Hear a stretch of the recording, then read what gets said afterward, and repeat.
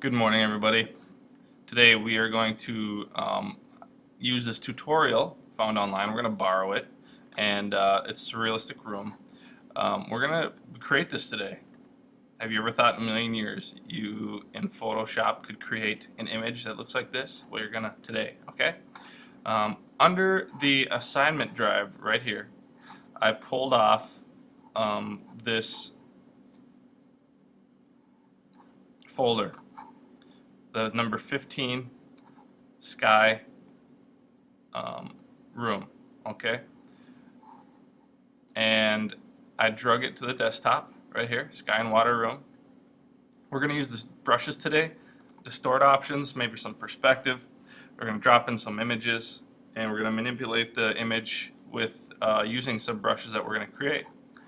Okay. So go ahead and open up this number 1 creating tutorial. That might help you. It's got step-by-step instructions, kind of borrowing it from this person who created it, and I believe the resources are at the very bottom. Okay, so here's this image. We're going to use that to go by, but we're going to recreate that image. Okay, so go ahead and open up Photoshop, and we're going to drag this out. We'll come back to this one. We're going to use this in a little bit. I pulled this off Safari, and I just typed in, I did a Google search for texture, and I found this image. We'll use it later for a brush, but I'm just going to keep it open. File new. To start, we're going to type in 3000 pixels by 3000 pixels. It's going to give us a large document at 300 resolution. Let's click on transparent background, RGB color in an 8-bit. Click OK. Alright. Next step is we need to pull a folder off of this folder from the desktop, or an image off of the folder from the desktop. We're going to click File Open, and in that folder we have some stock images. So I put it on the desktop, so it's there. You can drag it off the network and place it on your desktop. You just need to get rid of it later. Okay, here's my folder. There it is. It's right at the top. I'm going to find my images. Let's see here. Tutorials, stock photos. Here we go. It's in the tutorials folder. Click on stock folders. We're going to open up the big blue sky. Okay, go ahead and click open. Here it is. To start, we need to just select this top of the sky. So let's click on our rectangular marquee tool and select just the top of it. Alright, I don't want any landscape in there at all. And make sure that you don't have any settings up here on your width and height, or else it'll constrain your selection. A couple things now that we have our selection: we can Apple X for cut it, and then we can paste it in here, or we can just now simply move it with our move tool. Alright, very small, right? We got to size it up. So Apple T or Edit Transform Scale is going to help us size it up. Hold down the Shift key and it'll constrain the size. Okay, move it into place.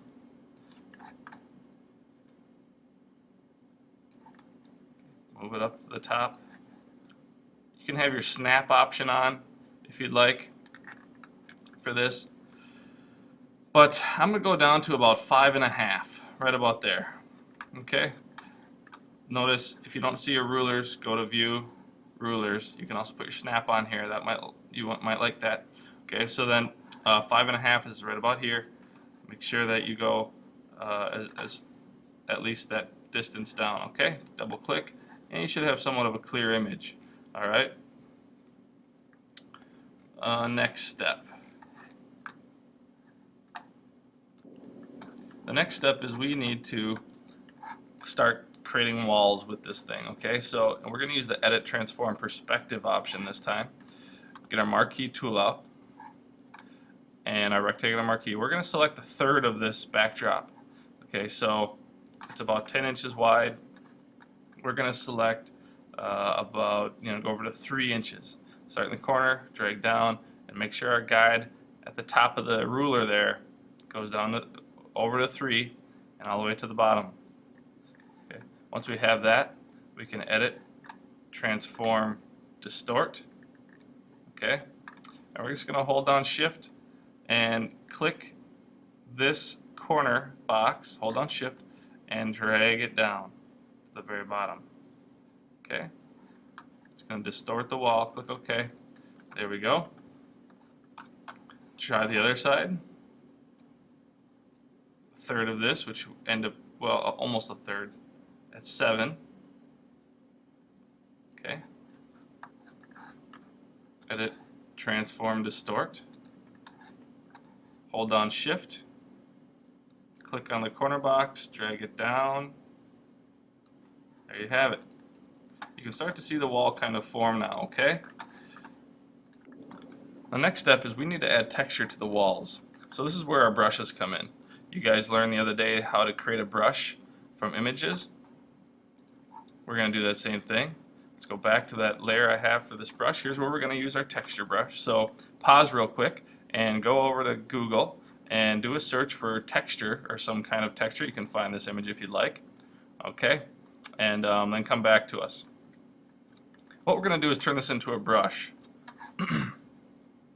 I'm going to, now that we have this in here, I'm going to go to Edit and we're going to adjust what it looks like by putting a threshold on it to make it black and white. Scale the bar over a little bit.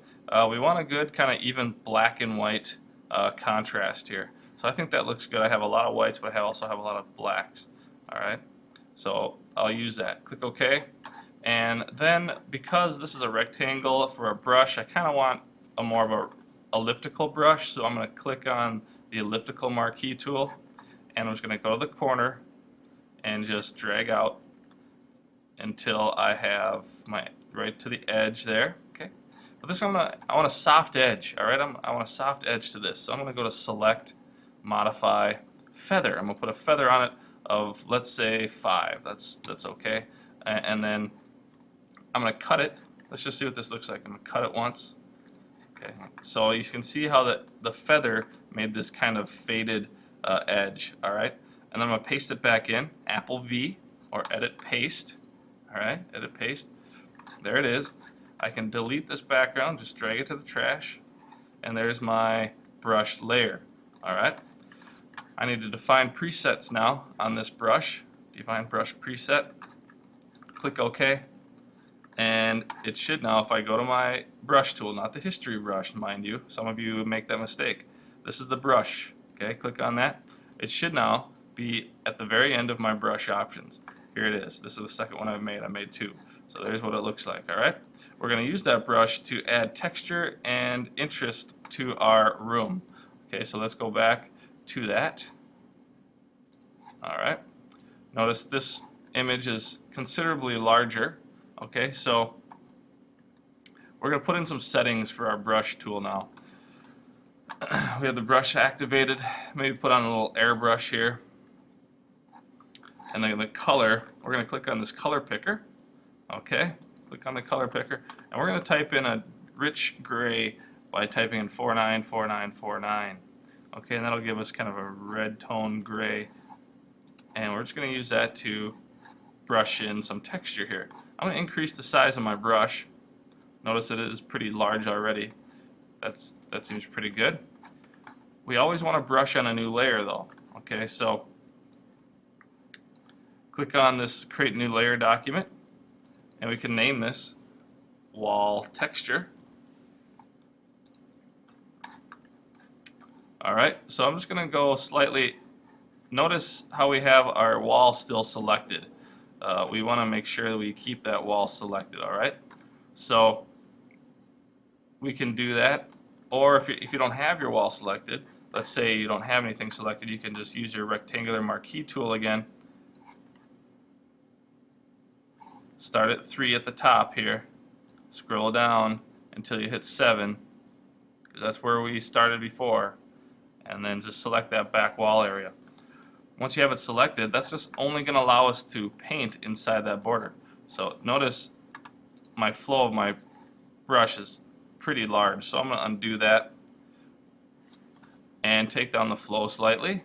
Okay, maybe just 5 to begin with, is I can always layer it up if I want to. But I'm just going to add right around the corners some texture, all right? Just to darken it up, kind of get painterly with it now, okay? And I like this, I like the low flow because you can control it a little easier. It's not so drastic. Make sure you take the flow down here to 5 or so, okay? Just to give it like an eerie effect. Now you can take up the flow a little bit, maybe to 15, and just hit the corners a little bit more, darken them up. Because as you look around the room here, you'll notice in the corners of the room it is slightly darker, you know. So you want to get that effect out there, all right? So click. Once you think you're finished, hit Apple D for deselect, and there goes the selection. Now what we could do is, well, you don't have to deselect that. We can step backwards, and now we can go to Select, Inverse, and now everything else will be selected. Okay, so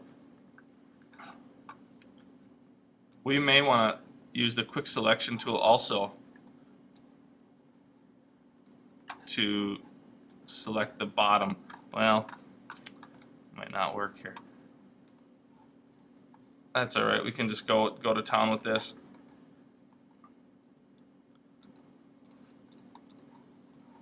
So add in, let's take down the flow again.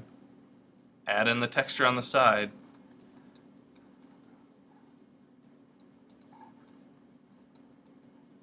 You might get some on the floor. That's all right. We can erase that later.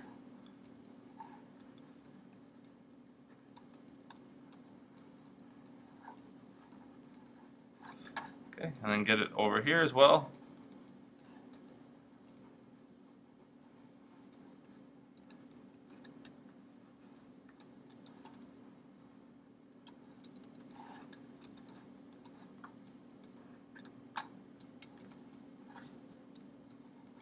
Okay, Apple D. And then we have some texture on the walls.